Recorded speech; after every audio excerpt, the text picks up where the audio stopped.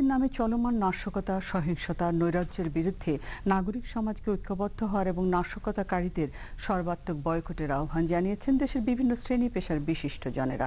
তাঁরা বলেন, অগ্নিসংযোগ, বোমাবাজি গণতন্ত্রের ভাষা হতে পারে না, বরং দেশ ও জাতির নিরাপত্তার জন্য চরম হুমকি।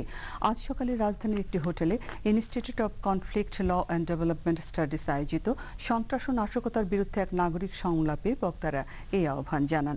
সংলাপে অন্যান্যের মধ্যে অংশ নেন ৭১-এর ঘাতক দালাল নির্মূল কমিটির ভারপ্রাপ্ত সভাপতি শাহরিয়ার কবির, ঢাকা বিশ্ববিদ্যালয়ের উপাচার্য ডক্টর আ.ম.স. আরিফিন সিদ্দিক, মুক্তিযোদ্ধা নারী নেত্রী রোকেয়া কবির, এফবিসিসিআইর সাবেক সভাপতি আনিসুল হক, সেক্টর কমান্ডার্স ফোরামের ভারপ্রাপ্ত মহাসচিব লেখক সাংবাদিক হারুন হাবিব, সাবেক তথ্য কমিশনার অধ্যাপক ডক্টর সাদিকা হালিম, জাতীয় বিশ্ববিদ্যালয়ের উপাচার্য অধ্যাপক হারুনুর রশিদ, জাহাঙ্গীরনগর বিশ্ববিদ্যালয়ের সাবেক উপাচার্য ডক্টর মোহাম্মদ আনোয়ার হোসেন, মাওলানা ফরিদউদ্দিন মাসুদ এবং নিরাপত্তা বিশ্লেষক মেজর জেনারেল অবসরপ্রাপ্ত আব্দুর রশিদ সহ বিভিন্ন শ্রেণী ও পেশার প্রতিনিধিগণ। সংলাপে বক্তারা দেশের সাম্প্রতিক রাজনৈতিক ও অর্থনৈতিক পরিস্থিতি নিয়ে বিশদ আলোচনা করেন।